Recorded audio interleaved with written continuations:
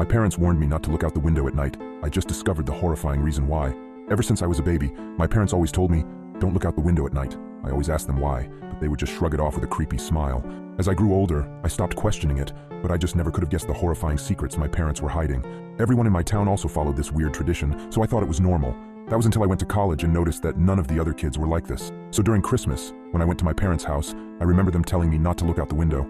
I gave them a smile and a small chuckle before telling them I wouldn't. However, curiosity struck me the moment they left the room. As I lay in the dark, I came to a decision. I was going to look out of the window. Just as my hand came to the sheer white curtain of the guest room, I paused. My mind flashed to that one time when I was 12. My parents were talking in the kitchen.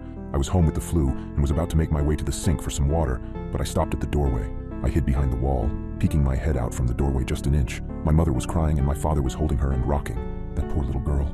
I feel horrible for her family, whispered my mother. My father just nodded and continued holding her. I went back to my room after that. Several hours later, my dad came up to my room with several pieces of wood and boarded up my windows. What are you doing that for, Dad? I asked him. Oh, it's nothing. Just safety reasons, he replied. I learned at school the next day that a little girl was found dead the previous morning, the window broken and curtains torn. I snapped back to the present. My hand drew back from the curtain. I shook my head, cursing myself for being so weird. What was the worst that could happen? It was just a window, it couldn't hurt me, right? As I reached my hand out again, my instinct was telling me to stop. My gut twisted as I reached nearer and nearer. Just as I touched the curtain, a painful howl came from the forest surrounding the house. I flinched back, deciding to just lay down and try to get some sleep. I forgot how hard it was to get sleep in my hometown. Every night, coyotes howled for hours everywhere in town, or at least I thought they were just coyotes.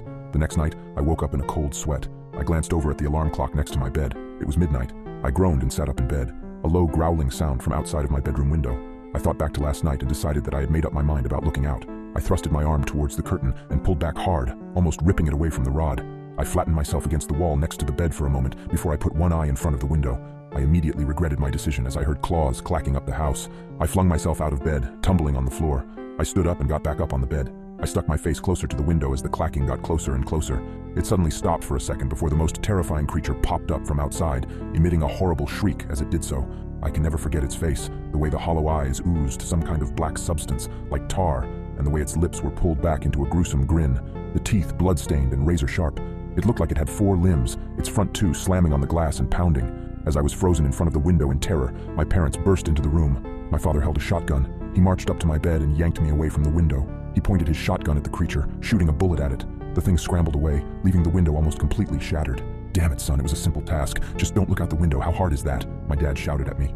I wasn't processing his words. I was sitting on the floor, arms and legs splayed everywhere in utter shock. What the hell had I just seen? My mother ran to the bedroom door. She had tears in her eyes. Is everyone all right? She asked. Yeah, we're fine. We still gotta get that creepy effing monster, though.